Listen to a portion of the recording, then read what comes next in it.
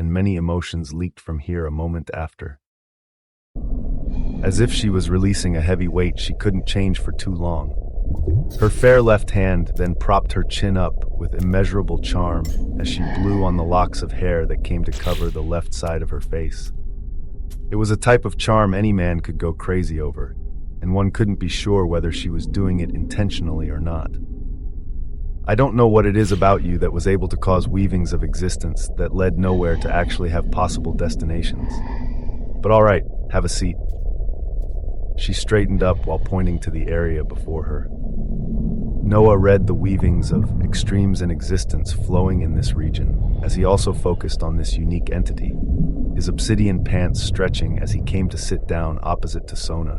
His demeanor was that of a regal emperor, as opposite to him. Sona emanated such a profound aura that was actually able to match it. In her seated position, an aurora of golden dignity covered Sona head to toe as her right hand rose, her palm pointing towards Noah. She looked into his eyes as if seeking answers to innumerable questions. Noah Osmont, I do not know you, nor do you know me. I had long since given up due to the impossibilities of every path I looked at, but I am putting myself into action once more due to your emergence. Are you ready? Was the Weaver of Extremity ready? Was this even a question that had to be asked? A tyrannical light of dignity arced around Noah as his own palm moved out, coming inches away from Sona's until ultimately, their palms touched. An eruption of dignity burst out as Noah's eyes released innumerable radiance, and his intent weaved out. Show it! Show me! His intent was simple, and Sona did not need help in understanding that she knew what his weaving was right now. With their palms connected, she began undulating as waves of pristine light, her red lips opening as her eyes locked into the unique 9 pupils within Noah's. Omniversal authority, the very makeup of the omniverse that many tried to study and manipulate. With those in the terracosm stage of the existential dominion realm finding success as their existence has at that point been elevated to a critical threshold. But then there are those like you. She felt something from his palm.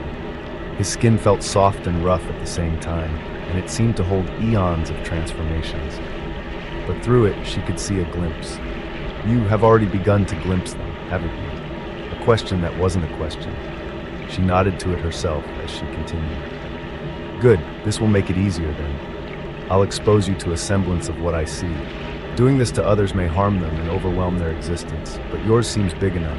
BZZT! Her palm began to buzz. Along with it, all of the surrounding space began to twist and distort as it felt like everything was converging around me. Chapter 3018, Omniverse 101, 1. As if existence itself was converging around them. Sona's expression became stern as she continued. The makeup of the Omniverse is something very few can understand precisely due to its stability. It doesn't naturally allow others to influence or control its weavings. And it's even harder to control its weavings, as the makeup of the Omniverse is made up of trillions of possibilities. It is made up of countless combinations and transmutations of the existential domains that make it up.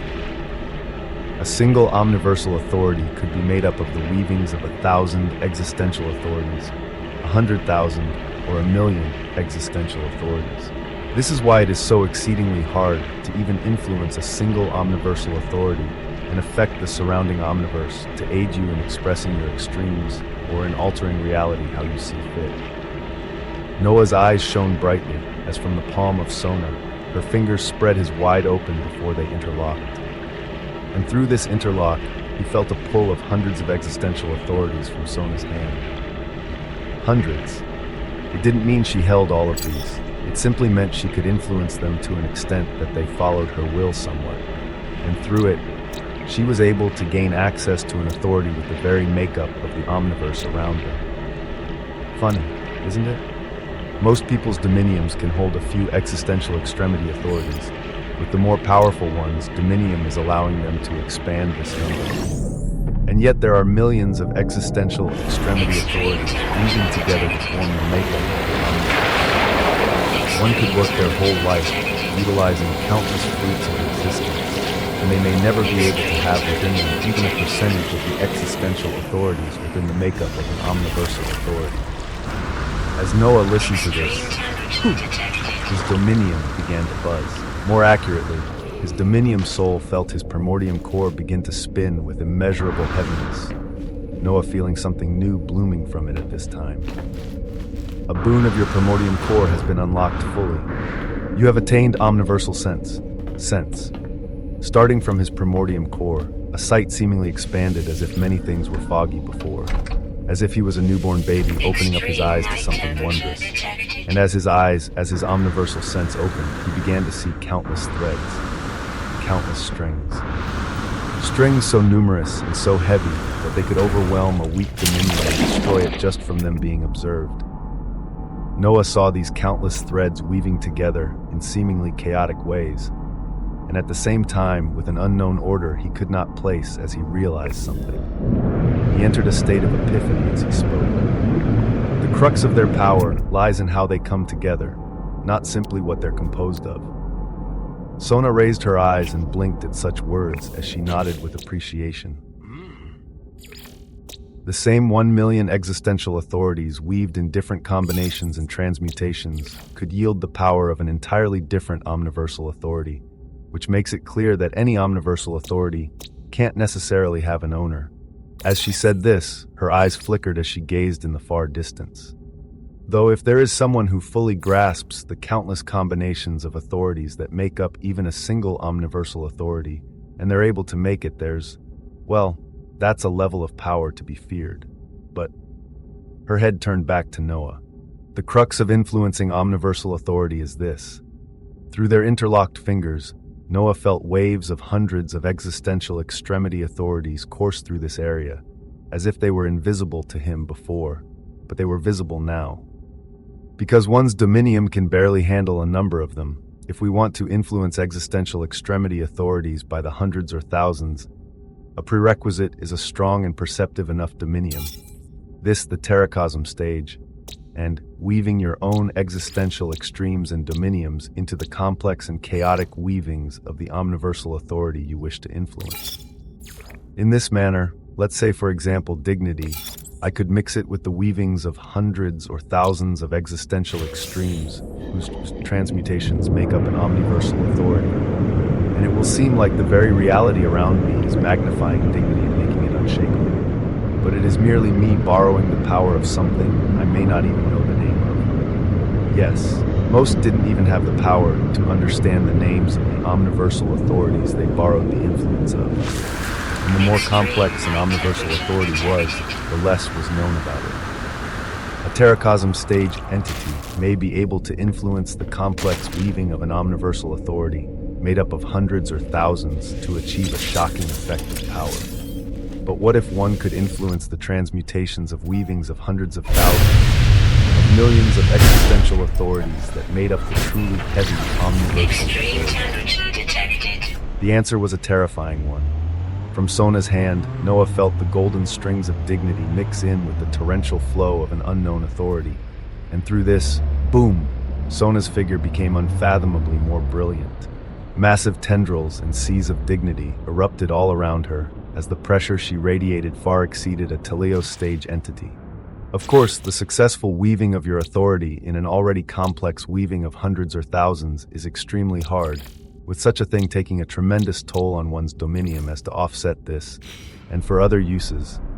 Some forces design something like the Codex of Extremity, something to act as an intermediary. Even if your dominium soul isn't strong enough to sense or understand how to influence omniversal authority, you could still borrow a semblance of their power through it. But at most, it would be the influence of an omniversal authority made up of hundreds or thousands of existential authorities. The Codex of Extremity, the tool of the Imperium. Sona only just mentioned this before blinking and continuing. When I peer into the possibilities of weavings of the future paths, I glance at the movements of the complex existential authorities flowing all around me, and those from afar. From them, I was able to learn that the weavings to come show existence itself twisting and turning again, until the weavings of countless existences and non-existences fade all the same. Splendorous light erupted from Noah as Sona said her last words, his dominion buzzing while recalling the prophecy the protagonist had uttered after it was influenced by something foreign around Noah. Twist and turn again. All existence and non-existence shall bend all the same. Similar words also appeared from Sona, who had been peering into the weavings of omniversal authorities much earlier than Noah. Chapter 30:19, Omniverse 101. 2. The prophecy of the protagonist. It stated and repeated about twists and turns again over and over, and it was too distinct for Noah to hear the same phrasing from another entity for him to ignore. Towards the midpoint of the protagonist stating his prophecy, his primordium core that had now given birth to his omniversal sense had buzzed and emulated an interference from the surroundings themselves, from the omniverse itself, from the complex weavings of existential extremity authorities that Sona had been looking at in a distant area. The latter part of the prophecy Noah had produced was influenced by either an omniversal authority or multiple omniversal authorities, or specific weavings of existential extremity authorities mixed in with omniversal authorities. There were too many possibilities. There were too many unknowns. As these thoughts surged within his head, Sanctus Princess Sona continued, her interlocking fingers grasping down with even greater force as she channeled tendrils of weavings of hundreds of existential extremity authorities through her hand and towards Noah's.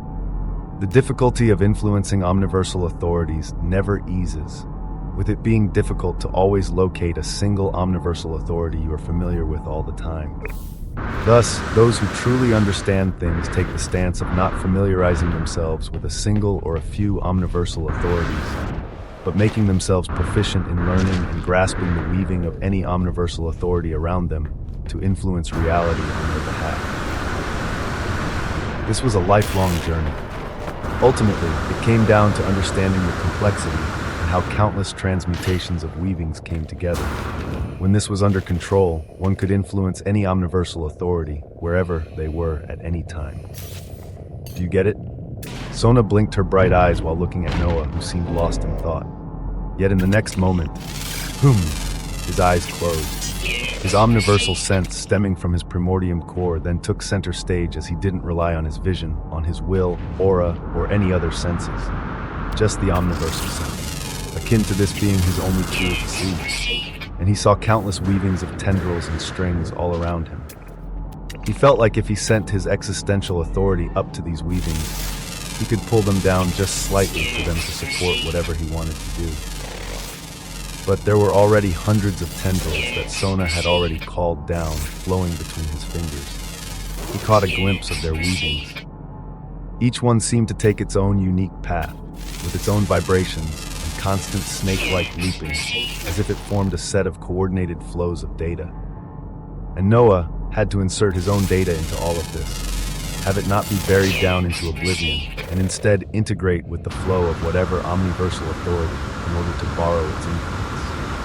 In order to borrow the influence of hundreds of existential extremity authorities. To accomplish such a feat required one's dominium, to first even be capable of seeing and following these complex weavings, and to then be strong enough, have an existential authority that was strong enough, or skip multiple parts of this process by relying on something like the Codex of Extremity. Noah had the omniverse sense as he grasped the tumultuous waves and vibrations of hundreds of authorities. And now his primordium core began to buzz as he channeled an authority through it. The milky white light it released became even thicker as its spinning, connecting all three of his dominions, churned faster. You have arrived at a fantastical precipice. You have seen the weavings of the omniverse. Now, you seek to borrow a semblance of their power. Vibrations boomed, and tendrils of a cerulean blue authority rose. The weavings of infinity flow out from you and towards the chaotic weavings of hundreds of authorities concentrated in a single omniversal authority amidst a deluge of an unknown number of omniversal authorities. The cost is high, but you emanate the weavings of infinity. Boom! An action capable of heavily draining the reserves of a teleos stage entity, leaving them without another move momentarily. Behind Noah, tendrils of infinity unfurled like gorgeous blue rivers of light, and his hand clasping Sona's moved in control for the first time as the gorgeous cerulean tendrils of infinity flowed into the complex weavings of hundreds of other existential extremity authorities, into the heavy force and power of an omniversal. It didn't crack, it didn't get devoured. It stably followed the weavings, twists, and turns of the few hundred authorities as an instant later, infinity began borrowing the force of what all of these existential authorities made up, as it was the only sentient weaving here. At such a time, Sona's eyes blinked. Behind Noah, she first saw the blooming of a few tendrils of cerulean light that after a moment disappeared into the weavings of the omniverse itself. And thereafter, an aggressive, mighty, and utterly unfathomable blue sea instantly bloomed behind him. It bore such a heavy pressure as it was something that would be able to suffocate a common teleos stage entity. The suppression of a teleos stage entity was possible only because this power normally belonged to those above this stage, and thus they couldn't truly defend against it. Before Noah gorgeously and successfully infused his authority to borrow the influence of an omniversal authority for the first time, Sona had asked Noah where he was getting. At this moment, surrounded by a vastly stretching blue sea of infinity that could come crashing down on his enemies, his eyes opened as he replied to Sona. "Yeah, I think I got it." Sona quietly blinked. She unhooked her palm from Noah and stared at the vast blue ocean behind him, seeing how the icy source of Psychros in the surroundings began to weave cheerfully towards the endless sea and begin to turn its brilliance into glaciers, only to have even vaster swathes of these seas proliferate. She nodded with appreciation while giving 2 thumbs up. "Nice work, big guy. I told you that I wouldn't start getting into epileptic shock if you say or do something amazing in front of me, even if it's the instant initial understanding of how to influence your power with omniversal authorities. But now, you've gained the first boon from me, as are you ready to get started with the work of the initiative?" Chapter 30:20, Omniverse 101. 30. Was he ready to get started with the work of the initiative? Hearing such a question, Noah waved his hands to pull back the weavings of infinity carefully from the complex transmutations of data around him. His first successful entry and exit into borrowing the influence of the omniverse itself. He nodded in appreciation while replying to Sona. "You speak as if I've already joined your club." Sona blinked sharply, a silent aura rising around her as she placed her hand on her chin once more in a carefree manner while voicing her. "You're the big bad omniversal anomaly who doesn't have the mark of damnation, so you wouldn't just be added under someone else's thing? Is that it?" At her words, Noah smiled brightly while nodding with appreciation. "I like how you catch on to things fast. It saves me a lot of the taking." His visage emanated unbound majesty and tyranny as he spoke, causing Sona to sigh as she waved her hands. "All right, partners. How about founders of the initiative? You can stomach that? After all, I do take the lead in who the stronger one is between us at this moment. 1101. Oh?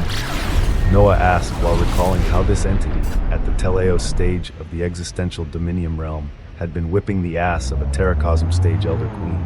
And as if to further cement her words as the truth, she nodded towards Noah as she raised her hands and the purple light of her dominium soul began to blaze with a golden brilliance. Wah! A glorious golden brilliance of Terracosm. This ridiculous entity really lived up to her distinction as an anomaly as she began taking her dominium from one stage to another at will. At will. Others spent eons forever remaining at the teleos stage. Others had to resort to an enormous amount of fruits of existence if they could afford it. Yet even Noah couldn't help but nod towards her with appreciation as she smiled with a sense of mischief and confidence. Sometimes, one's dominium can be unique by nature, or forcefully made to be so. One can accumulate so much existence within themselves, to the extent that what others find hard, for them, it is simple. One's existential extremity authorities are a factor, their foundations, the type of dominium. As she spoke, the golden aura of Terracosm around her only blazed brighter, as nearly 10% of her purple aura was already turned into liquefied gold. It's been established that the easiest dominium to raise is one's body, followed by origin, and then of course the soul. It's why most of those you will meet have a Dominium soul, even though it's the hardest to raise. But its cruciality remains undeniable when it comes to extreme survivability. But of course, you have some terrifying beings who take the easier path of the Dominium of the body and become living weapons, faster than one can even leave anything with their origins or souls, as they find themselves dead, before they even know it. So really, it doesn't matter in the end. Her explanation was lengthy, as she did something that would be impossible for others. Noah nodded at her intent as he replied with his own. Very well, founders of this initiative. A brief silence came as Sona closed her eyes momentarily. A small decision for some may be a tremendous moment for others. A small smile appeared on Sona after the first members of the initiative were decided, her eyes soon becoming determined as her intent flowed. So, founders, and the perks I mentioned before. The perks she mentioned before. Noah's eyes curved into smiles at this as he rose up while stretching his body. And when do I get to have the perk right in front of me? He unabashedly looked at her gorgeous figure as Sanctus Princess Sona actually rose up and turned around to show her curves and blessed chest with a serious face of contemplation. It was enough to cause the dominiums of weaker men to turn weak, yet the Weaver of Extremity observed calmly. I know I'm stunning, but you won't get to have any of this just yet, as I have to keep dangling something in front of you, don't I? Let the tension build. Can you imagine the anticipation and finally getting something you really want that's been in front of your eyes this whole time? Oh, and you mentioned you have multiple others just as stunning as me, right? Then I'm even more confident in your strength in waiting. Let's get some work done first. Her face was filled with shamelessness and confidence as she spoke, with her right hand rising to punch the air above the source of Psychros they were in as a massive portal began to form. Noah looked at it as he could see the statues of the 9 dragons gazing forward menacingly, auras of multiple entities filled with mad power still raging as he nodded. I did come here for the Sanctus Populi. He came for the possible knowledge and opportunity of the Sanctus Populi, and he instead found Sona and her initiative, along with an introduction of the overall Omniverse and Omniversal authorities. At his words, Sona nodded as she began to float upwards. Yes! As much as I wish to ignore everything unnecessary, your name has to begin carrying weight and distinction at least within the Sanctus Populi. Otherwise, those old crooks will begin making things more annoying. Her eyes were placid. Noah had no issues with her intent as he also floated up, his intent coming out slowly. Since you claim to be familiar with me and my character, it's safe to assume you aren't about to come out and say that I've been chosen as your knight to serve you? Sona's eyes twinkled at his words.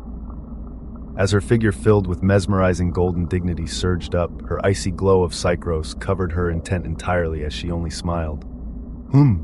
Space twisted and tore as they left the source of Psychros. Leaving was always faster than coming in, as within moments, whop, they disappeared from the source of Psychros. Now the question was, what status would Noah have within the Sanctus Populi? Chapter 3021, The Existential Omniversal Guider. 1. From the source of Psychros, back into the source of dignity where the sanctum of dignity was contained. The transition happened quickly, as at this moment, Sanctus Princess Emiliana was surrounded by 3 Elder Queens who hard, sharp, regal expressions. Elder Queen Ariana was at the center as she repeated a name again and again. Osmond, you just go ahead and pick someone up while trusting your leading, and it just so turns out that he is someone with dignity nearly rivaling that freak. Emiliana shook her head with a wry smile as she wanted to remind the Elder Queens that they still stood between the 9 statues, with trainee knights and other dragon knights present, as by now, a few other Sanctus Princess had come due to the commotion. But before Emiliana could even reply, that freak, an intent came up behind them, as 9 had discerned it. Yes. Elder Queen Ariana didn't continue, as her expression instantly became stern while turning around. The sparkling eyes of Sona, burning with a myriad of lights, stared calmly towards her, as moments later, the visage of Noah, whom she had left with, also appeared to her right. No intents weaved out, and just as they were about to, the pupils of the Elder Queens dilated. Sanctus Princess Emiliana and others soon followed, as at the forefront, Elder Queen Ariana pointed towards the liquefied golden glow on Sona's body as she couldn't finish her words. You? Not a purple glow around her dominium. It was a glorious glow of gold beginning to form as it represented terracosm. But in such a moment of shock and surprise about something that should in no way be possible. Yeah. Sona waved her hands dismissively while coming to point at Noah and continuing. I shall complete my duties as Sanctus Princess by taking on another to join me. Her proclamation caused those before her to be dazed before their expressions changed. Sanctus Princess Emiliana was more baffled than all, as even though she set this up, she didn't think it would truly unfold this way. The shock of her somehow achieving the terracosm stage so freely was suffocated and pressed down as they were all forced to now focus on this issue. What had moved her staunch little sister to take a dragon knight? What quality did she see within Osmond after she had a genuine glimpse at him apart from his exceedingly high dignity? For him to be her first dragon knight. He will not be joining me as a mere dragon knight, but as a Sanctus Prince at this moment. I have already completed the rituals and bound my dominium to his. What? The minds of those nearby stopped working briefly. They thought they misheard. They must have misheard. And yet the nonchalant expression on Sona made it clear that they had not misheard. Immense silence descended in the surroundings as nearly all were momentarily too shocked to reply. This silence only becoming broken as a dazzling golden light bloomed from Elder Queen Ariana, akin to an all-engulfing volcano. You unholy fucking brat. An event of immense significance occurred within the Sanctum of Dignity, as the Elder Queens couldn't help but erupt. Sanctum Prince. A distinction of heavy weight that held too many meanings, and one that could only be granted after the permission from the Elder Queen Mother and the Sanctus Empress herself. Yet Sona! Oh, Sona! The unfolding reality within the Sanctum of Dignity unfolded before Noah's dominium soul as he kept a close eye on it. Back within the infinite existential omniversal seed, his main body was watching the stabilization of his son's dominiums, as like him, he was leading him towards the path of eventually forming a primordial core of his own. But at this time, there were also the gains from him gaining the capability to influence his first omniversal authority, to express his own extremes in a fundamentally shocking manner.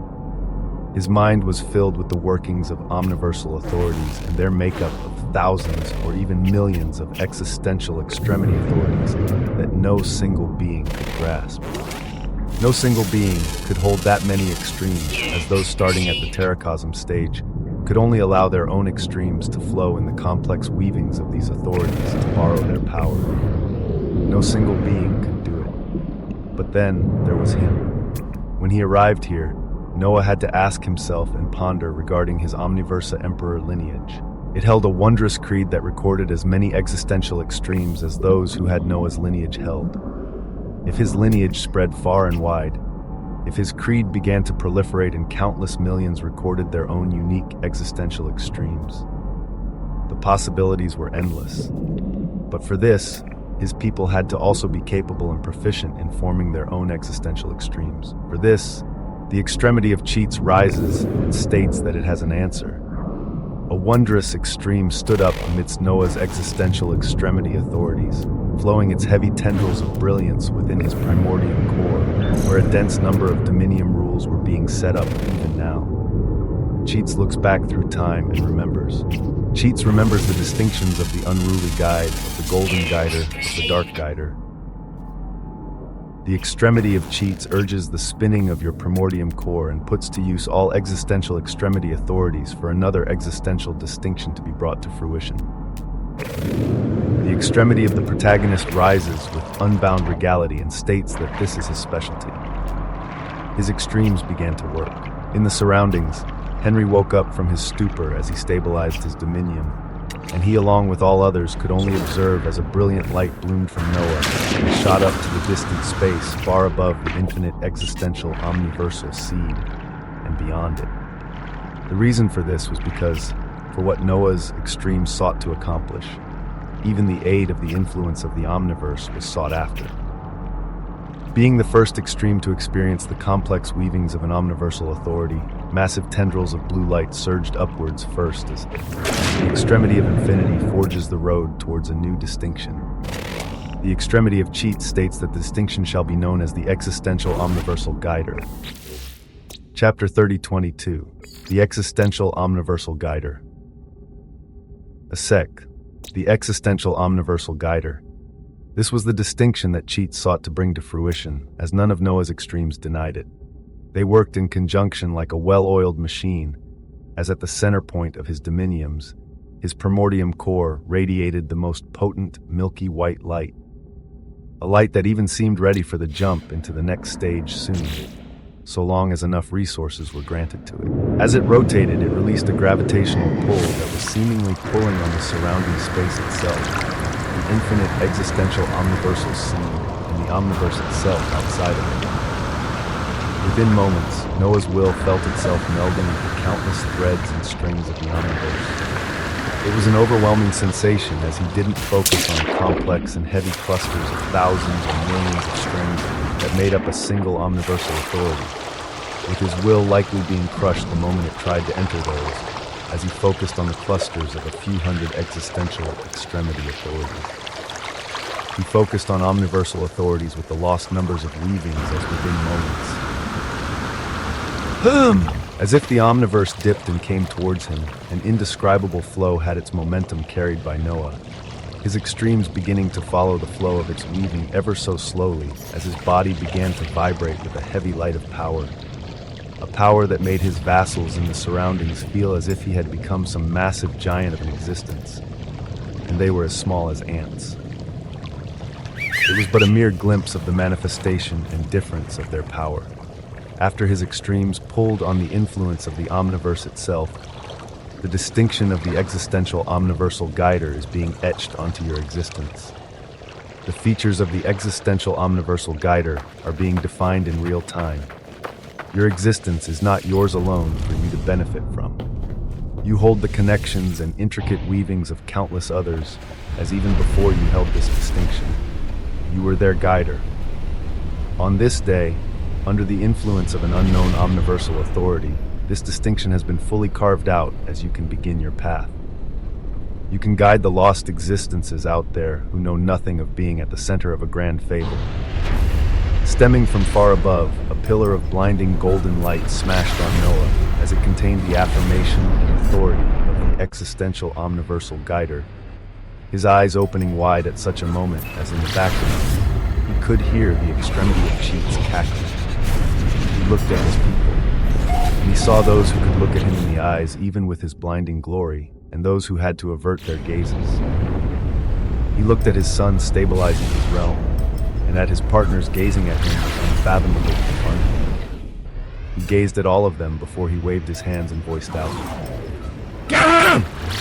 with a beckoning of his hands and his intent, a force wrapped around all of his people here as they were converged towards a central space before him, a miniature Alethean haven.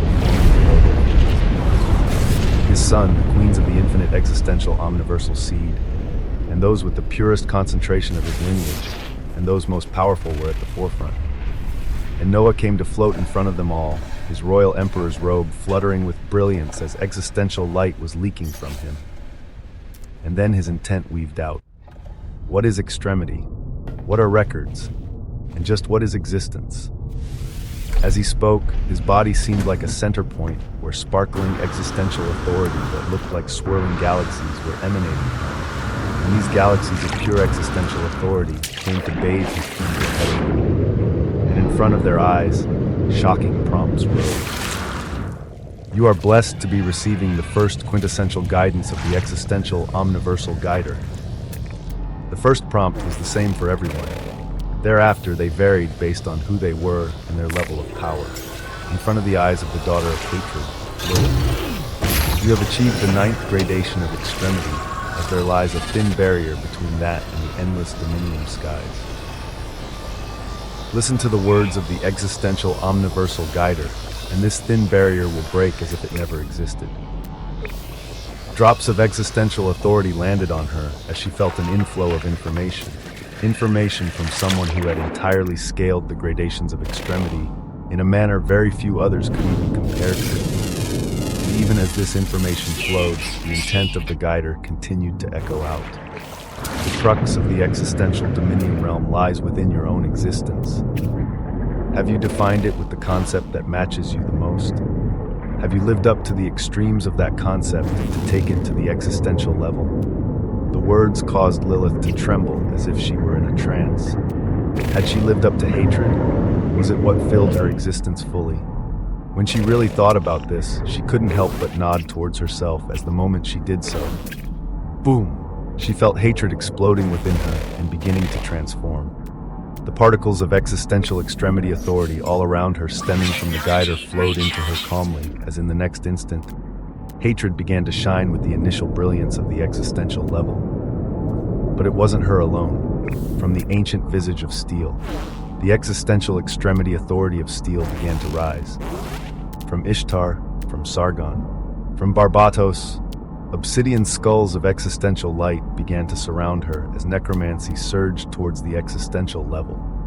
From Athena, an illusion of a massive golden spear shot from her and tore the space above as the existential light covered the extremity of the spear. One by one, all of Noah's people were bathed with ridiculous guidance as one by one, they each attained their own existential extremity authorities. Chapter 30:25. What lies beyond? 1. His fair skin reflected the brilliance below. He dove into the hole that would carry one to the center of the Sanctus Sea of rebirth, as far below was the swirling eye of the sea. Thick, dense with fruits of existence, the accumulation of eons that only Sanctus princesses received. He wondered just how much damage he would do to it, as he wasn't the only one. Far above him from where he just jumped, the visage of Sona came close to the other Terracosm stage dragon knights and the armored elder queen as she spoke calmly. And crazy things may happen below. So be prepared and don't be too baffled or shocked when it does happen, as if she could see the tumultuous weavings to come. The elder queen stared at her silently before her will came to follow Noah's figure that at this moment, pop, entered the distant center of the thick verdant sea. The Sanctus Sea of Rebirth is an omniversal treasure that has existed for eons, with princesses undergoing their transformations within, as even they can barely handle absorbing a percentage of its power before their dominiums and authorities are saturated. What can this supposed prince do? The voice of the elder queen rang out as towards this. Sona only gave a light smile. Down below, the interminable waves of the green waters wobbled. After diving in, Noah felt like he was at the center of a massive singularity that was applying infinite pressure all around, his head and chest becoming visible while the rest of his body remained submerged. All around, he felt the crushing waves of extremely pure existential authority, as when he simply raised his hands from the sea, a cluster of fruits of existence would rise with him. He could feel his primordium core beginning to pulse with excitement. It was the one that would devour all authority and spread it across all his dominiums equally.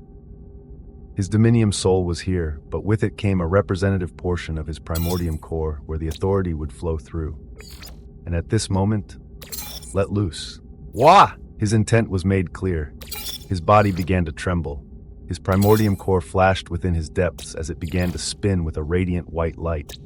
And after a single spin was completed, a heavy gravitational pull emanated from Noah as the waters around him began to churn. They began to circle and flow towards him.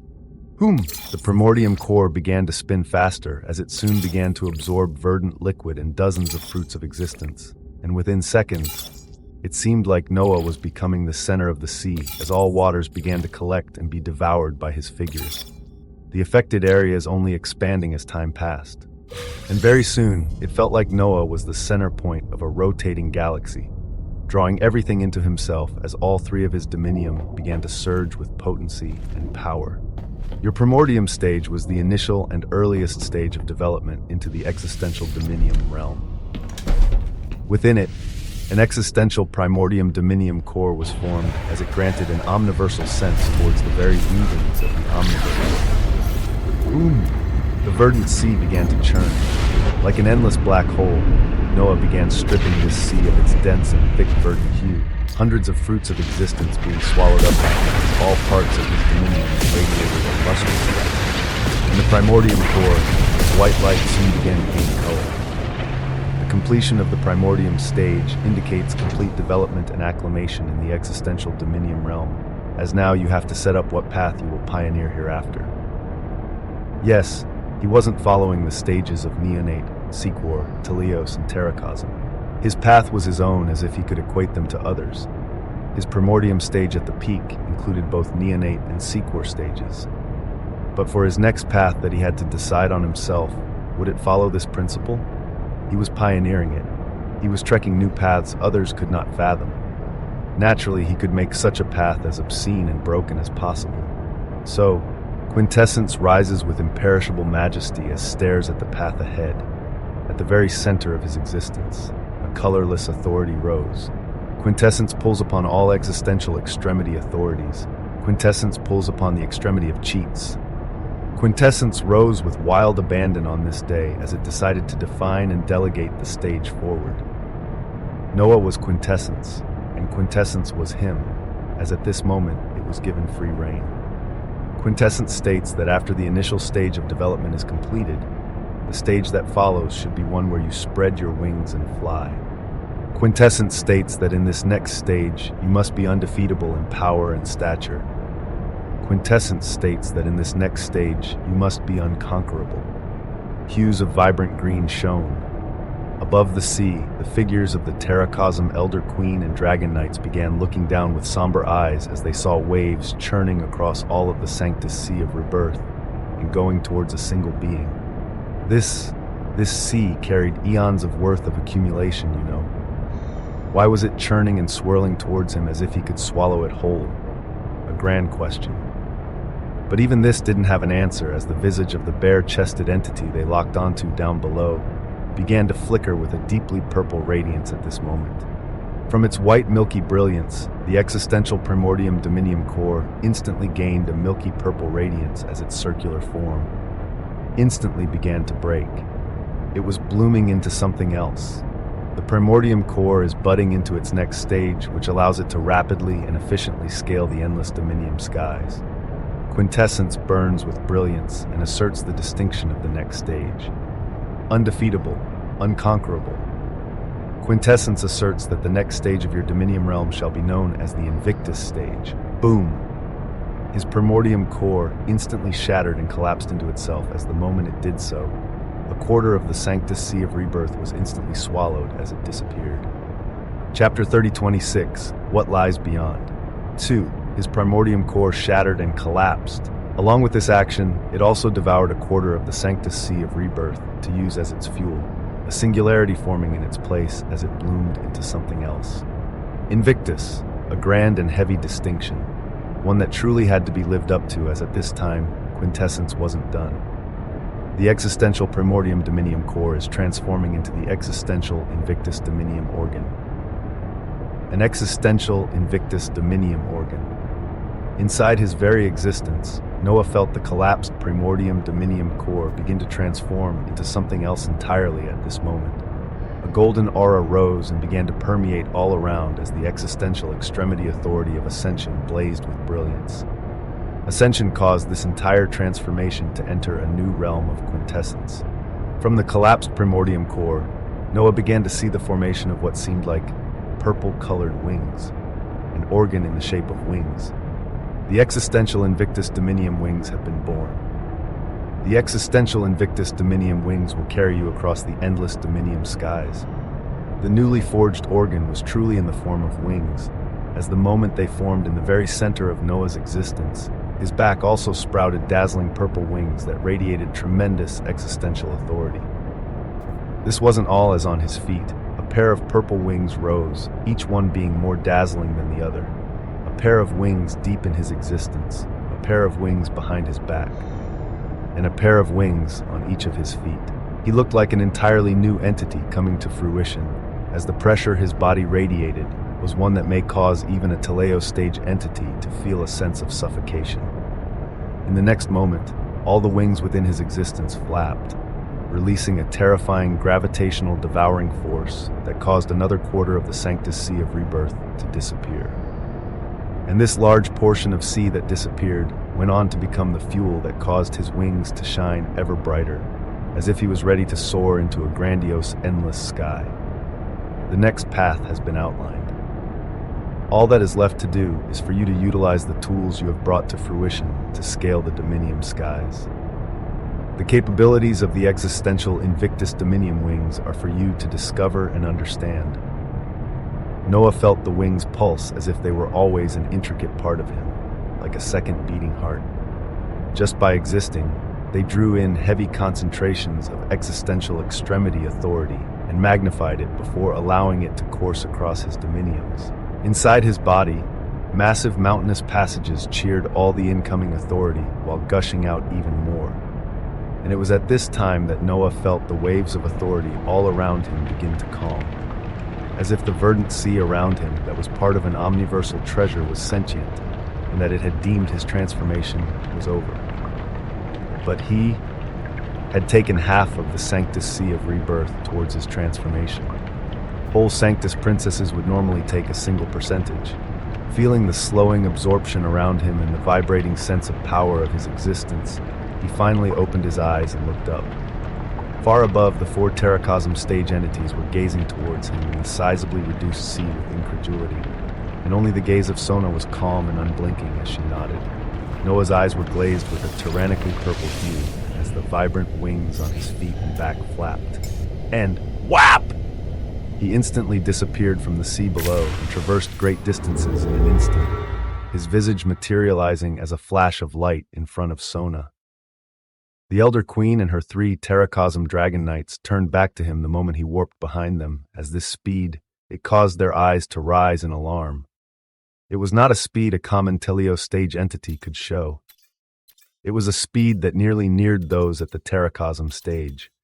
With his bare chest and face looking even more chiseled and glorious, Noah motioned towards Sona for his sleek white shirt, only to have this daring woman smile and walk forward, and actually begin putting his shirt on him with her own hands. You're living up to expectations and exceeding them at the same time. Thanks for not going overboard and devouring the whole sea. I had that as a possibility. Who knows how many days the Elder Queens would scream if that happened. She spoke nonchalantly as she went around Noah and then came in front of him, beginning to button his shirt that phased through the radiant wings on his back. Unbuckling the belt of his obsidian pants, she then tucked his shirt in at a shockingly fast speed as before one could even blink. The Weaver of Extremity was clothed and adorned spectacularly. Sona smiled and nodded in appreciation, while the Terracosm stage entities behind them felt like they were watching a scene they shouldn't be privy to. Sanctus Princess, Sona was actually this bold? Without missing a beat, she nodded towards the Elder Queen ahead, a golden light of her terrifying Terracosm stage wrapping around her and Noah as she paid her goodbyes. Thanks for not making it complicated. Whap! With a glimmer of light, the 2 of them disappeared, leaving behind astonished Terracosm stage entities who began staring at each other. Their figures were traversing across the source of dignity currently, with Sona taking the lead as her intent moved out. With that done, we can get started with the first task of the initiative, obtaining the twins belonging to the Imperium. A task lay ahead, one that Noah raised his brows at while replying. The Imperium is hunting me down as far as I know, and the Sanctus Populi are sworn enemies. How exactly is this task to unfold? He had butchered Imperium Knights, and even used his illusory weavings to do so even in their home existential domain. The Sanctus Populi were their sworn enemies. So what plan did Sona have exactly? Towards such a question, this entity only smiled while replying his cheeks. That's where the fun part comes in. And if we were to somehow run across any of those hunting units, who's to say exactly which party is the hunter and which one is the hunter? And Noah could only smile while beginning to read the weavings of the possible paths of existence and extremes, a majority of his will still focused on uncovering the boons of his new organ. The Existential Invictus Dominium Wings. Chapter 3027, What Lies Beyond. 3. Invictus. As Noah attained the Invictus stage of the existential dominium realm, he also attained an organ in the form of wings that even at this moment he felt like he hadn't grasped a percentage of their usage. In the infinite existential omniversal seed, the rest of his body was acting as the existential omniversal guider, and it also erupted with the same glorious organ, on his back, on his feet. Dazzling purple wings blazed as his people, who were in a stupor as each one attained an existential extremity authority, gazed at him in a daze, as if they were asking him, "Did you really just sprout wings on your feet? On your back, sure, we've seen that before, but why the hell were there purple wings on his feet?" Noah saw their astounded gazes as towards this. There are many forms of authority in existence. He simply continued his guidance as he began to delve into an extremely heavy topic. And at the same time he did so, the bodies of his people began to feel rapid changes as a prompt appeared before them. The one who guides you has just made a substantial breakthrough, his power vastly jumping forward. The increased percentage of progression towards your dominium and beyond it is being skewed towards the upper limit. It took time to anneal one's aspects of existence and prepare them to form their dominiums. It took resources, but Noah's people would have their work ridiculously cut short, as it became clear a batch of primordium stage entities would be born sooner rather than later within the infinite existential omniversal seed. Alongside Noah's people, behind them where they couldn't even see, his illusory weaving legion with 3 teleos stage entities at the forefront was also listening to his guidance. The records of these defeated enemies followed the progression of those they were made from as subtly. Their existence also began to change and be elevated towards the direction of the existential omniversal guider.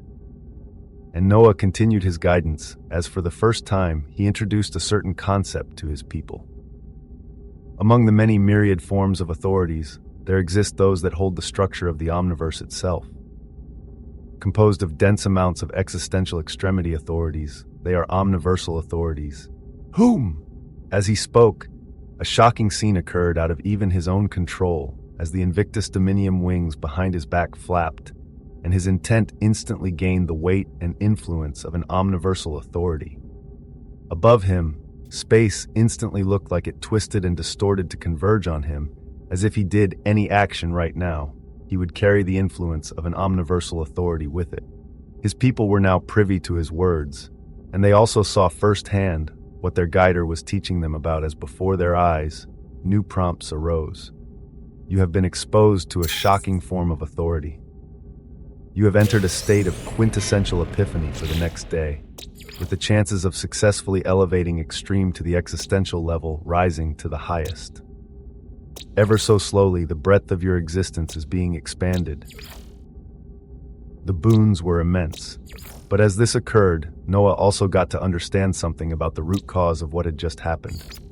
You have grasped a feature of the existential Invictus Dominium wings. This organ can resonate and instantly connect to the influence of a nearby omniversal authority that consists of a range of existential extremity authorities by the hundreds with no delay. Elevation across the Dominium skies will allow for the instant connection to the influence of even more complex omniversal authorities. A feature of instantly connecting to an omniversal authority. It was something that made Noah think about another tool that allowed one to access omniversal authorities, the Codex of Extremity. But his Invictus Dominium wings were much faster, as when he felt what they could do, he thought of the half-completed codex he held in his hands. And then, an idea and possible path bloomed. Initially, he would complete the codex by going to the forces of the Imperium and obtaining it from those powerful enough to be granted such a tool. But if he had something that could do what the codex could right now, and in an even grander way, could he not take another path for the codex? Could he not create this tool himself for his people? As soon as this idea bloomed, Noah turned his will towards the infinite existential omniversal seed, and his intent flowed. What would it take for us to begin the production of our own Codex of Extremity? A quintessential Codex of Extremity? He asked the infinite existential omniversal seed, and he received no answer. His eyes became sharp as his intent weaved out to understand, and the infinite existential omniversal seed has entered a state of existential quintessential omniversal epiphany. after the demonstration of influence and omniversal authority for the guide. The infinite existential omniversal seed ponders. Can it not make its own dozens or hundreds of existential extremity authorities and begin forming its own omniversal authorities? The infinite existential omniversal seed sees a possible pathway for it to sprout from a mere seed. A wondrous development. The distinction of the existential omniversal guider was so potent that its targets weren't limited to just his people. Even the infinite existential omniversal seed was listening. Even it received guidance. And in its state of epiphany, the infinite existential omniversal seed dares to dream, taking the next steps as the extremity dreams is being elevated towards the existential level. A golden Alethean haven gravitating around a dazzling extremity vein trembled at this moment. A golden aurora of light radiating across the infinite existential omniversal seed. But it wasn't the only one. The infinite existential omniversal seed ponders upon its humble beginnings and elevates the extremity of Genesis towards the existential level. A milky white brilliance shone, the extremity of relativity, the extremity of entropy, the extremity of gravitation, the extremity of polarity, one after another. As if possessed by unfathomable urgency, the infinite existential omniversal seed took the pillars that held it together and culminated them towards a grand apex. Chapter 30:28, What Lies Beyond. IV. Every pillar of authority that helped it become what it is today, from natural laws to decreta to past having and infernal authorities and even more. Such an action was so immense that the extremity vein began to shake and tremble, the Alethean havens all around it pulsing as if they were cheering. The infinite existential omniversal seed took them all towards the existential level, as with these actions alone, many things would also fundamentally change with it. The rate at which it produces fruits of existence would soon explode, as enough of these resources would be there to aid Noah's vassals in forming their dominiums. And there would be even more to aid in the heavy resource cost of rising across the dominium skies. This was just a single aspect. This wasn't to mention its defensive features, its offensive features, its alchemy hall or blacksmith's forge. Too many things would continue to undergo changes, as it was hard to say whether there would be a time when the infinite existential omniversal seed sat still, where its aspects remained calm and at a stable stage. It felt like changes would constantly continue to occur, as Noah could only observe and try to see just what weavings and changes would come from the current actions. Especially since the sources of all the authorities being taken towards the existential level were connected to him. He computed countless thoughts in an instant. He was always doing many things concurrently, as now was now different. His path was an illustrious one that would only continue to be so, and never once did he stop looking forward to what weavings he could uncover and what broken levels of strength and power he could reach. So, he reached ever higher. Across the endless expanse of the omniverse, there were countless planes of existence strewn out around the Imperium, each of them under the banner of legacies and enclaves that farmed unfathomable amounts of fruits of existence over the eons. All of these resources went towards the Imperium. All of these resources are what allowed the Imperium to reign with an iron grip across the omniverse. Their forces were powerful. Their enclaves were immense behemoths that controlled vast stretches of life and workings across the omniverse, mainly through the existential Imperium exchange. In return, they themselves enjoyed even more resources and power, towards the region of the omniverse where the power of the Imperium was concentrated. Past a few thousand existential domains, there was a blinding expanse of golden light that seemed to stretch out endlessly. It was the sheer expression of the power of the Imperium, as this was the source of the Imperium, the exclusive existential extremity authority of the Imperium. Within such a location, many behemoth enclaves resided within and carved their homes as among them. There was a certain enclave respected within the Imperium. It was an enclave that focused on the weavings of records, existence, and extremes of the very omniverse itself. It was known as the Visionary Enclave. Its listing in the existential Imperium exchange was always increasing in value over the eons, with many citizens and royals of the Imperium choosing to invest their resources into this enclave for the products and services they provided. the discovery of unique existential domains, knowledge of the weavings of the future, knowledge on exactly what path one should take to advance their dominiums. Products increase the efficacy, output, and longevity of one's existence. There were too many things to count, as the Visionary Enclave was one of the few triple Royal Imperium enclaves everyone invested in. Within the depths of the source of the Imperium, past countless planes of existence, within one of the compounds of the Visionary Enclave, an old man shining with the liquid gold light of the Terracosm stage was surrounded by 18 different colored codexes of extremity, each one brimming with a different authority as this entity exuded brilliance. He was within a massive dome-shaped building, floating in a golden sea amongst other dome-shaped buildings, each brimming with a heavy authority. Within the dome-shaped structure this entity was in, surrounded by the various different codexes. This entity of immense power was actually trembling at this moment as his eyes were glazed gold. Sweat trickled across his head as his golden white hair was damp, the wrinkles on his face trembling with a sense of fear and trepidation as soon enough. The codexes around him began to crack and tear. Tendrils of multicolored brilliance surged around him. Space converged around him on all sides as he had been utilizing the influence of omniversal authorities this whole time. But even while surrounded with such authority, he began to croak out a petrified scream as his glazed eyes showed fear. His yell became louder and turned into a bellow, his authority running rampant and wild as it exploded out from his dome and alarmed others in their own domes.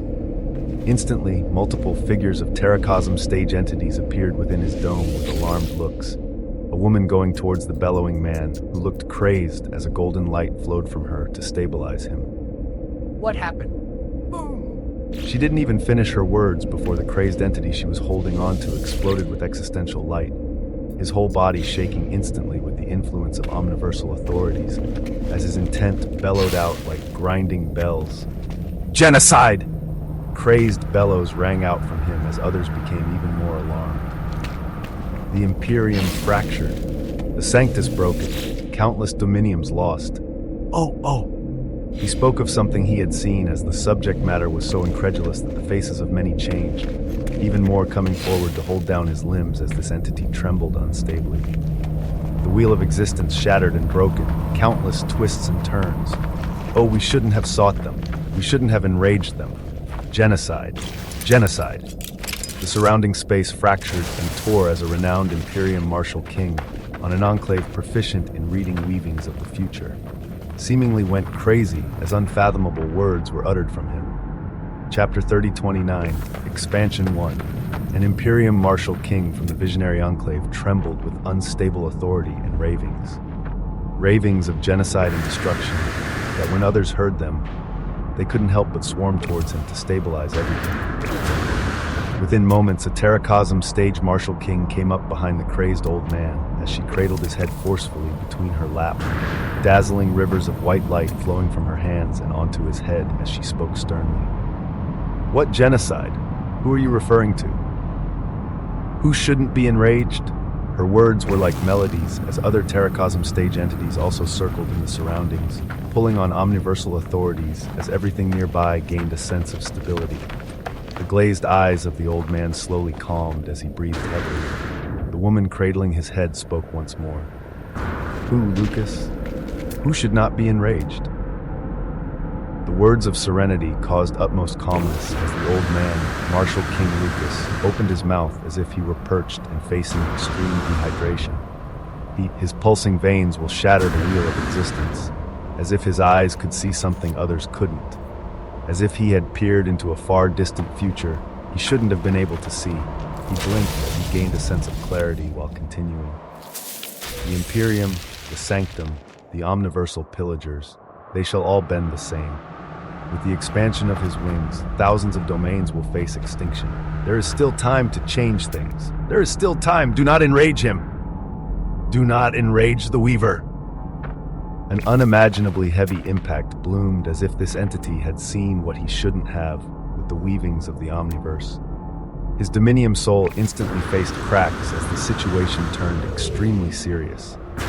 Those around him scrambled, while a few others in the distance recorded the weavings of everything occurring before their figures disappeared. Within the very same source of the Imperium, in a plane of existence known as the Majesty of the Imperium, a golden castle made of crystallized reinforced tea, fruits of existence floated grandly, a dense number of swirling formations circling across it, as just by being inside of this construct, one would gain the effects of swallowing hundreds of fruits of existence every minute.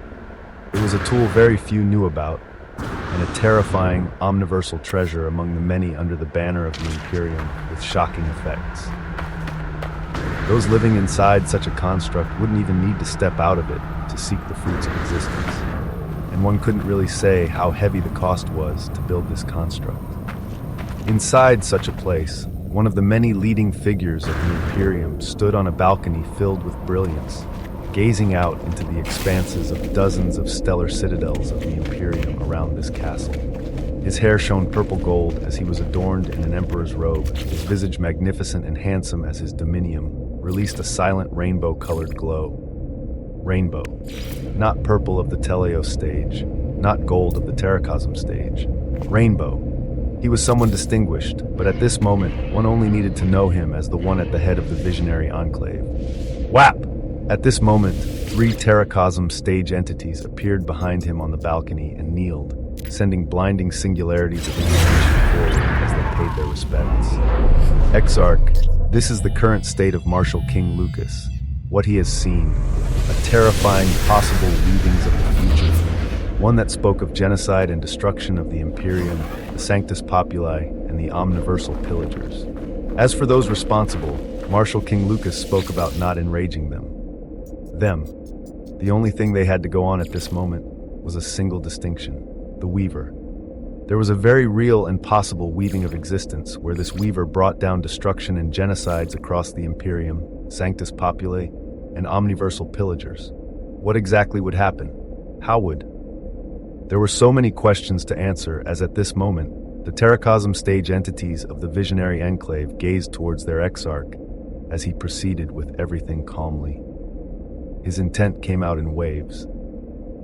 Do you know how many times we have received and come across possible weavings of destruction for the Imperium? His words came in the form of a question as the Terracosm stage Marshal Kings didn't dare to answer. And he continued. Too many occurrences have come and gone over the eons. Weavings of possible destruction by the hands of the omniversal pillagers, by the hands of the Sanctus Populi, by anything else. But even in all those weavings, the Imperium has remained standing strong and gotten to its height today. Possible weavings are just that, possibilities. With the power of the Imperium, all unfavorable possibilities have been overcome and crushed. This will be the same as all others. An astounding sense of power and confidence was within his words. His emperor's robe flowed grandly as he began giving orders soon after. Let it be known that the Visionary Enclave has gained paramount existential omniversal information for sale. I will pass it on to the other exarchs myself. Yes! With commanding bows, the Terracosm stage entities disappeared and began to make preparations. This was what the Visionary Enclave did. It bought and sold information. Even information on the possible weavings of destruction could be bought and sold. After those behind him disappeared, the body of the Exarch, covered by rainbow-colored light, pulsed to release an illusory figure of himself that disappeared soon after. He had to do his part and let other pertinent people know, even if he knew very well that, like all others, these possible weavings of destruction would come to pass. After all, they were able to pass all others because they were prepared beyond all measures, and they continued to dominate to this day. With sharp eyes, Exarch of the Visionary Enclave muttered while staring out towards the citadels around him. Both the rats within the Sanctus and the dogs of the pillagers as well. That is an opportunity. Chapter 3030, Expansion 2. Even in the midst of the weavings of such news, an entity like this thought on how to best use it, as if it could only be the pillagers and Sanctus Populi that were affected by these weavings. With a rainbow-colored glow surging around him, he stared above and began to seamlessly pull up on the influence of multiple omniversal authorities. Far, far away from the source of the Imperium, Within the gaps of the Omniverse, between the complex weavings of omniversal authorities themselves, a massive pocket of existence was carved within such a location, as it was 10 times as vast as common existential domains. Yet everything within it was immeasurably dark and veiled, as at the center of it all was a massive form of an entity that seemed to be entirely made up of trillions of tentacles filled with a deeply obsidian light. These tentacles were so numerous and massive that they seemed to stretch out across this carved pocket of space, with two crimson eyes the size of planes of existence simmering with power visible at the very center. Arcs of destruction and devouring might crackle around this massive entity, as very few could ever handle their pressure alone. But in the next moment, whap!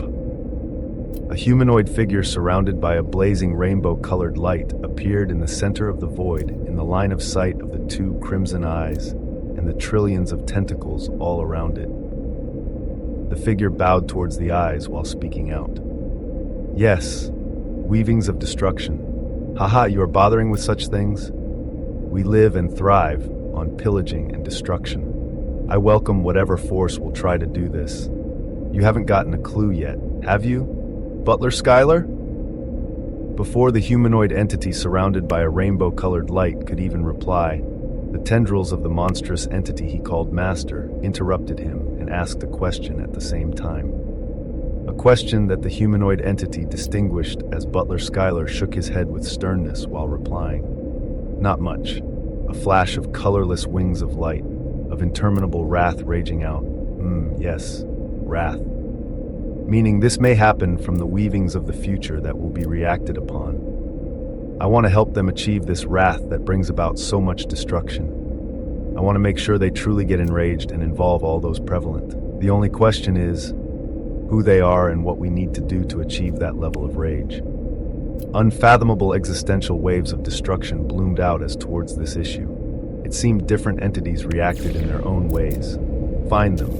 Enrage them. Let us seek out this possible weaving of the future and bask in its destruction. Hearing the words of the terrifying entity before him, the humanoid visage only bowed down with absolute loyalty. I will do my best to collect the information, Master. With a glimmer of brilliance, this humanoid entity disappeared. It left behind the terrifying tendrils of weavings of an omniversal pillager whose eyes began to shine with expectation and excitement. It thrived on destruction. If such a level of destruction could truly be brought forth, its existence felt like it could advance even further. The others just like it were getting even further ahead. Their strength was reaching unfathomable levels as it couldn't be left behind.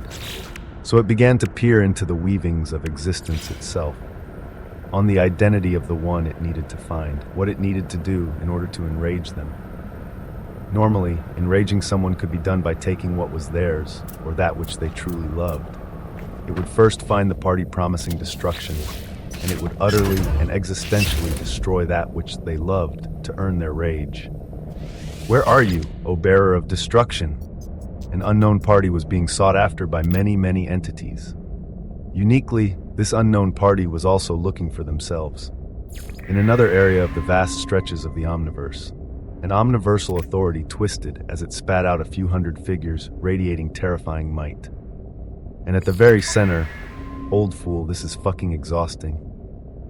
An entity surrounded by a liquid gold light uttered out as he was an Imperium Martial King, and the one he was grumbling to was of the same stature. It was the Archon Basilius Alderon and the Imperium Martial King of Cappadocia. The visage of Archon Basilius Alderon was the one complaining as he was currently tightly entangled with an omniversal authority, constantly using its influence as he didn't let it go. The Imperium Martial King Rapirio nodded as if he understood entirely, his intent gazing around. You are the best tracker among us. With the omniversal authority you've entangled yourself with, every time we warp, gives us the slim possibility of getting closer towards the one we're thinking of across the Omniverse. You never know. During one of these omniversal warpings, Noah Osmont could be right before us. Terrifying words emanated from this being. Bah, the problem is the whole entourage you're carrying around with you. What use do they have if we're here? Archon Basilius Alderon seemed annoyed and exhausted as he pointed to the legions of Telios Stage Imperium Knights behind them. Amongst them were Acalusia and Knight Palmino in one legion, along with the visage of Alabalum. Multiple other legions surrounded their figures, as when they were pointed out, Martial King Rapirial only smiled. I want there to be not even a slim chance of him slipping through. My Imperium legions have means to ensure this, even with us being present. A heavy and prepared force, a force led by two Terracosm stage entities who were warping across the Omniverse while utilizing a unique omniversal authority that had a probability of allowing them to warp closer and closer to a certain target. A target that even at this very moment was actually heading towards the direction of the Imperium. Chapter 3031, Expansion 3. In a distant corner of the Omniverse, two figures were making their way across as if they were strolling on a fun little journey, an existential vessel in the form of verdant gold ship leading the way. As ever so often, it seemed to breeze over the back of an omniversal authority. Aboard this ship, two beings sat down on verdant gold cushions as between them, an illusory construct of a massive existential domain could be seen, this actually being a loose recreation of the source of the Imperium. Sona had gone through great difficulty in grasping the weavings of existence and records to recreate this, as they now studied it and how to best infiltrate to get what they wanted. Noah looked at Sona's green and gold locks of hair, finding a few locks of blue within that seemed to be caused by her icy source of psychros. She held the face of determination right now that caused her whole visage to emanate immeasurable charm, her fair nose wrinkling here and there as she seemed to be in a great battle of thoughts. She was currently adorned in an icy white-blue robe that hid the many blessings underneath, tendrils of omniversal authorities occasionally dancing on her figure over the past minutes. As Noah gazed and studied her stunning figure, an extremity relating to the 7 deadly sins arose of its own volition. The extremity of lust nods in appreciation at the entity before it. The existential extremity authority of dignity glares at the extremity of lust with warning. The extremity of plot states not to worry and let things flow as they should. Noah's extremes continued to have their own intents and express them. Noah himself only listening to them with a smile as he looked at this entity that he had to admit held a sense of beauty and charm exceeding many of those that came before. He couldn't quite put his finger on it. Who would dare to destroy a figure such as this and damn the whole Sanctus Populi along with her? He only had this thought as his intent weaved out afterwards. Do you have any theories regarding what the cause of damnation could be? What could bring an apocalypse to the Sanctus Populi, omniversal pillagers, and even the Imperium? He asked a fairly important question. And Sona blinked her dazzling eyes as she came to focus on him. I can't say for sure, but that level of destruction across the most pertinent forces of the Omniverse shows that whatever is behind it is callous, uncaring, and seems to only think about destruction. Soulless, as if it cannot be deterred no matter what. The way! The most astonishing thing for me was not being able to change the destruction brought forth in countless possible weavings, but with you added, and the rest of the anomalies we're going to gather, whatever is seeking to bring damnation now has a chance of being wiped out. In time, we'll gradually obtain more information on just what this enemy could be. An unknown enemy, uncaring and callous in nature. Noah thought about this closely as he stared ahead where the verdant gold vessel was streaking across, thinking of all the many things he had to do now and in the future to come to prepare. Because far away from the location of his Dominium soul, he was about to make a significant move among the many other moves he was carrying out. He was starting the spark of expansion across the Omniverse himself, even before his people were ready to get involved. And this spark would bloom on a nondescript, unique existential domain, where a certain slightly wealthy Imperium Royal had taken actions to make certain things possible, within an unstable, anomalous existential domain. The Imperium Royal Decimara had a bright smile on his face as he got past many restrictions and danger zones of the unstable, anomalous existential domain, his face sweeping around him to see a small army of 49 automaton workers shining in bright golden blue luster that he continued to buy and utilize to make headway into this unique domain. Their statures of muscular humanoid bodies with a pair of blue wings behind them and a golden luster all across made them seem like a menacing celestial army. And because of them, he had already discovered a cluster of fruits of existence in a region that held pulsing, unstable existential authority in a singularity. And right now, he stood behind a pulsing wall of violet storms of authority, where behind it seemed to be the core of this unstable, anomalous existential domain. Past the storm, he caught a glimpse of shining violet metals, crystals, and even fruits of existence that seemed to be unique fruits of existence. Haha, a treasure trove. No other royal here to share it with, and I just need to bypass the most dangerous part of the storm. Imperium Royal Decimara was gleeful at the scene before him. He navigated treacherous areas of this unstable, anomalous existential domain while utilizing these automatons workers, and he continued to buy them from the existential Imperium exchange as if he couldn't have enough of them. He wanted to amass as many of these products as he could, and at this moment, let's go.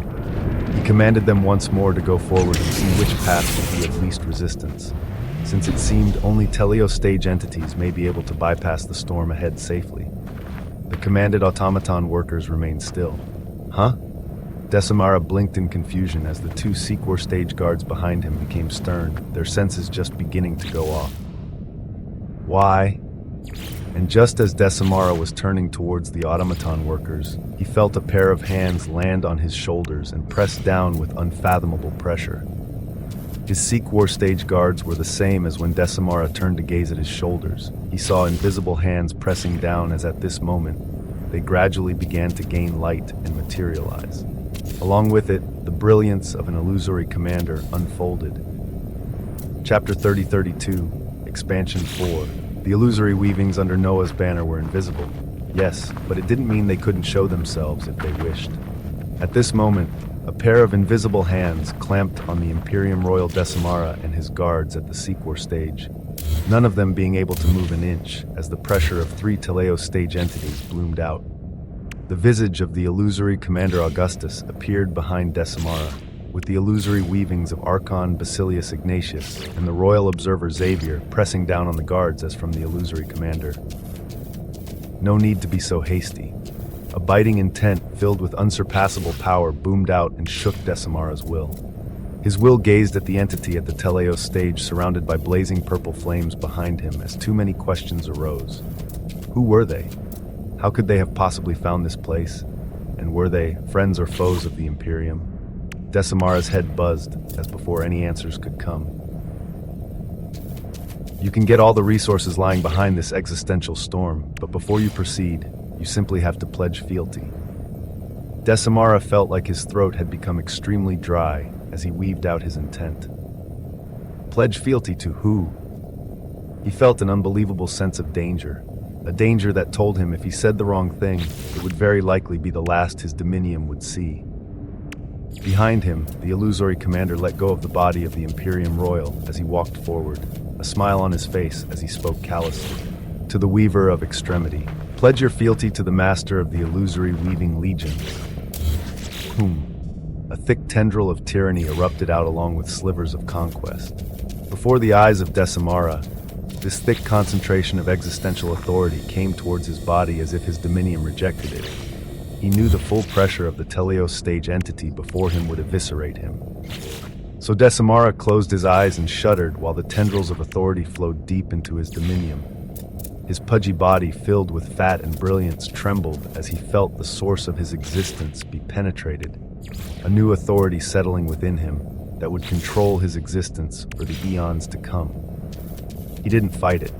He was too used to life. He didn't want to end everything because of stubbornness. And he saw the possibility of taking another path in the next moment as behind him, one of his guards roared out in defiance as the exclusive existential extremity authority of the Imperium exploded out from him. Glory to the Imperi. Ooh. The hand of the illusory weaving of the Archon Basilius Ignatius smashed down with an interminable existential authority that was colorless, causing the body of the guard to crack and fold into itself before it shattered into fine dust within an instant. A Sequor stage dominium turned to fine dust in an instant.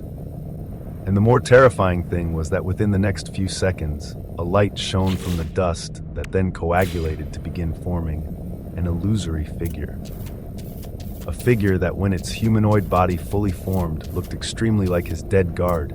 The pudgy visage of Decimara trembled even more as he suppressed the exclusive existential extremity authority of the Imperium as far down as possible, not wanting its arrogant quality to rise up and cause him to be killed. As within his mind, a voice rose, a voice telling him to pledge fealty. It was the last and final straw for him, as the moment he did so, his dominium would forever be bound by another. And so, his visage kneeled as he and his remaining guard voiced out at the same time. I pledge fealty to the Weaver of Extremity. Waves of brilliance shone, and his weavings completely became bound to another as slowly he felt the exclusive existential extremity authority of the Imperium leaving his dominium. But in its place, multiple existential extremity authorities shining with a colorless, cerulean, and golden lusters began to present themselves to Decimara with prompts as there would be more choices for him to make. While this occurred, the illusory commander nodded his head and left the dazed Decimara behind, walking towards the chaotic violet storm of a natal existential extremity authority as he also kneeled down and thrust his hand forward. I serve the Master. His hands were raised up as he was used as a conduit. From his raised hands, a singularity in the form of a seed bloomed with a gorgeous blue light of mana dynamics. It was known as a miniature existential omniversal seed of the infinite existential omniversal seed.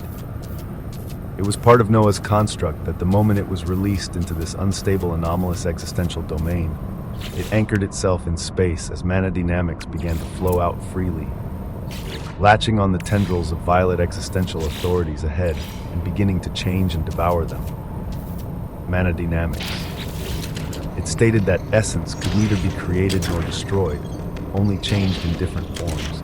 At this moment, it altered the form of an unknown natal existential extremity authority, while a devouring light began to radiate from the miniature existential omniversal seed, the very reality of this unstable anomalous existential domain beginning to be devoured even before the deadly storm that prevented Decimara from attaining clusters of unique fruits of existence, metalloids, and other resources within place was cleared.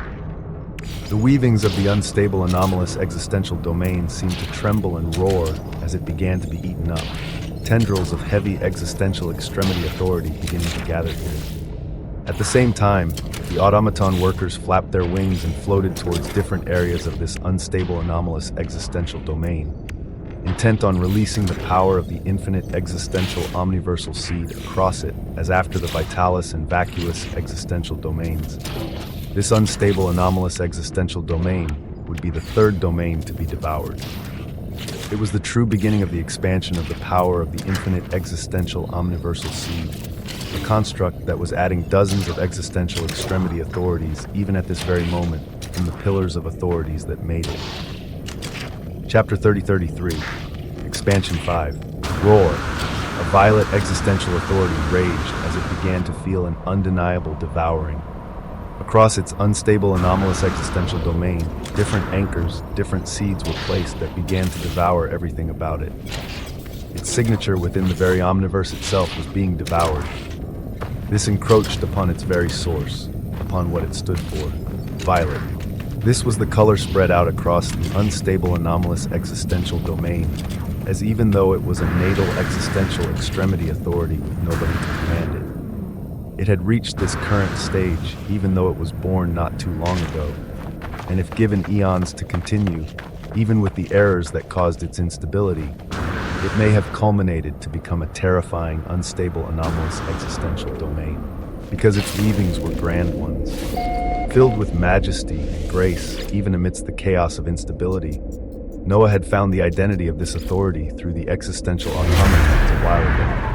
And at this moment, as his infinite existential omniversal seed devoured it, the chest of an existential automaton opened up like a door, as from it, Noah's dominion body stepped out, simmering with wild power, glorious pairs of purple wings on his back and feet, and his chest laid bare for his sculpted visage to bless the surrounding reality. He appeared as the moment he did so.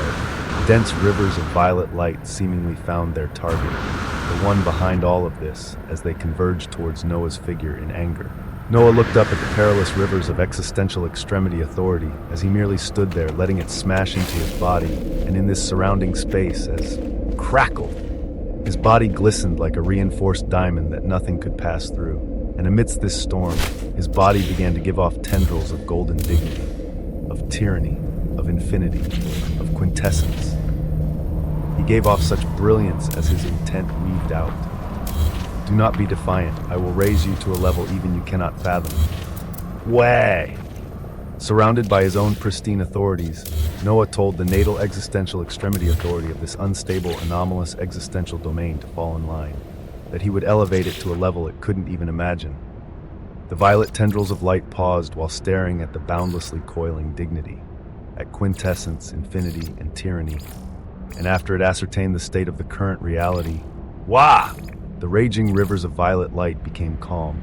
It sensed the immeasurable dignity from the entity before it, as this natal authority fully felt like its distinction would not be wasted if it submitted to this being, and there didn't even seem to be much of an option anyway. The hidden seas of dignity, it was shown, just simply granted complete acceptance. Come. Noah beckoned to it as the violet authority seethed and began to surge its tendrils of light into Noah's body. It would do well. Its extreme would be signified well with this being. After all, it was the existential extremity authority of sovereignty. Sovereignty! The wings behind Noah's back flapped. For a brief moment, they seemed to expand and cover the countless light years this unstable, anomalous existential domain stretched out to. And a moment later, whap! All incoming violet authority of sovereignty instantly disappeared into Noah's body, and the vast stretches of the unstable, anomalous existential domain also disappeared into the miniature existential omniversal seeds. Everything happened in an instant.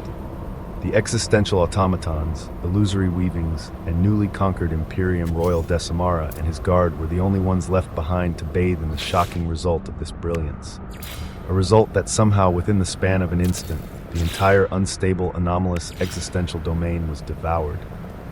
Decimara trembled in shock while the illusory weavings kneeled with respect. They didn't ask how. While Noah himself, you have discovered another feature of the existential Invictus Dominium wings. The Invictus wings are capable of affecting, accelerating, and bringing to fruition the existential causality of an action or event that is ascertained to happen with the highest probable chance within the span of an instant. Existential causality. Cause and effect. If an event had the highest probable chance of happening, Noah could affect it, accelerate it, or even bring it to fruition in the span of an instant. Noah's mind buzzed at such a finding as back in the infinite existential omniversal seed. His dominium origin felt the influx of the whole unstable, anomalous existential domain of sovereignty loom like a singularity atop the extremity vein, its authority being assimilated into the infinite existential omniversal seed, rapidly as everything within was enriched. But even as this scene played out, Noah was still stuck thinking about the Invictus Dominium wings and their capability to affect causality. It had just happened naturally without Noah directly putting his mind to it. But what if he focused on an event directly and utilized this terrifying power to bring it to fruition? An event. His mind buzzed. His dominium origin was the only one remaining within the infinite existential omniversal seed, giving a lecture as the existential omniversal guider. And at this moment, in his humanoid form of his dominium origin, he raised his hands up while focusing on an event. His people only watched him unblinkingly as they wondered what he was doing now. But Noah was unfettered as he thought about the production of fruits of existence by the infinite existential omniversal seed.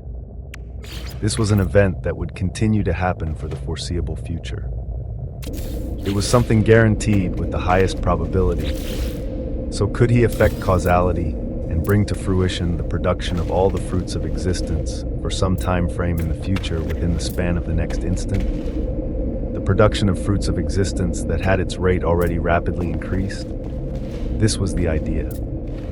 And as soon as he focused on it, the dazzling purple wings behind his back shone, and then proceeded to enlarge with an illusory light, as if their wingspan was covering all of the infinite existential omniversal seed. Even the wings on his feet fluttered and radiated a blinding radiance as The existential causality feature of the Invictus Dominium wings has been applied on the production of fruits of existence within the infinite existential omniversal seed for the currently possible maximum time of 24 hours. A single prompt, and an instant later, boom! A glorious eruption of thousands of fruits of existence gushed out in front of Noah, twinkling over the astonished gazes of his people like stellar blinking stars. Chapter 30-34. Causality. 1. Thousands of fruits of existence. Each one held its own unique color, as they held a uniqueness based on Alethean havens of the infinite, existential, omniversal sea. Looking at the cluster of fruits of existence in front of him, it wasn't even Noah who showed off the most reaction. It was his extremes. The extremity of loot salivates with excitement. Quintessence shines upon this new action with brilliance. The extremity of cheat states to do it again, do it again. Shock and awe reverberated across Noah's weavings as what he had just done was more than just broken. Since something that was guaranteed to happen could be actualized within the span of an instant, many possibilities opened up for him from here on out.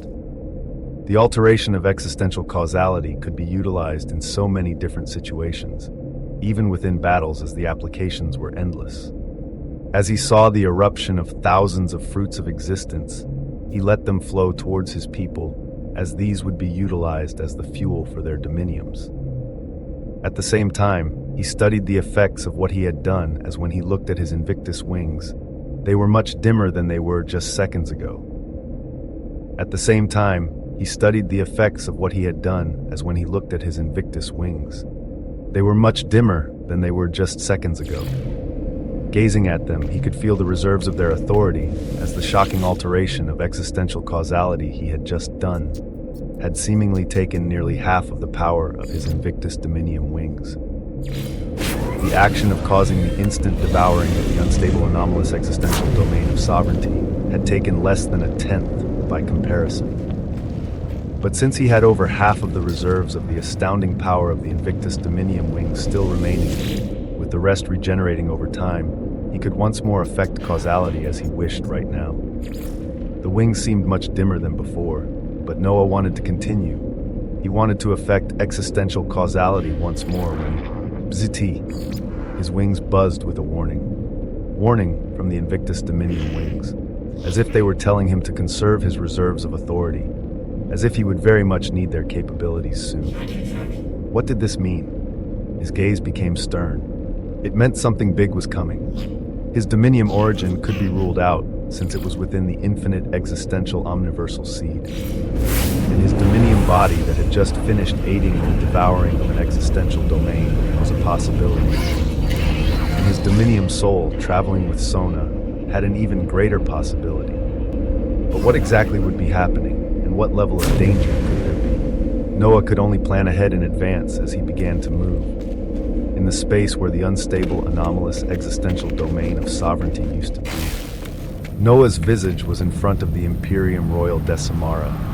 He was kneeling while raising his head to peek a gaze at the new master he had signed his dominion to, with Noah's intent flowing out succinctly as he looked at the distant vessel of Decimara that had his attendants left behind within. They would also come to bend the knee soon as first. You have tried the products of the infernal enclave now. Spread the word about them to your peers, to the Archon Basilius of existential domains. Let them know of the amazing constructs of the automaton workers that you found and monopolized, as if you do well, you could easily rise among the ranks. Decimara trembled at Noah's words, as if he could already understand everything behind them. If other Imperium Royals and even Archons of Legacies bought the existential automatons of his new master, wouldn't what just happened to him happen to them as well? His terrifying reality caused his dominion to buzz as thereafter. Yes, master! His pudgy body bent even more as he would actually do this action gladly. He didn't want to be the only one bending the knee from those among the Imperium. And misery loves company. I will use all my sources to advertise your products for you, and if you have even rarer things than the automaton workers, neonate and Secor stage, existential workers will be produced soon enough. Start with these and measure your progress. Noah's intent boomed out as Decimara nodded, turning towards his vessel with his guard. As in the surroundings, the illusory legion also bowed before they began to disappear. Noah alone was left behind as he wondered what was about to happen, away from this location. Towards the vessel, his Dominium soul was traversing in with the anomaly and Sanctus Princess. Sona! His Dominium soul gazed at the stern Sona, who seemed focused on what was to come when he spoke out calmly. Something is coming. Something was coming. A simple sentence that told of many things as Sona absorbed it and gazed up, her eyes becoming sharp as she tapped her finger towards the empty space to instantly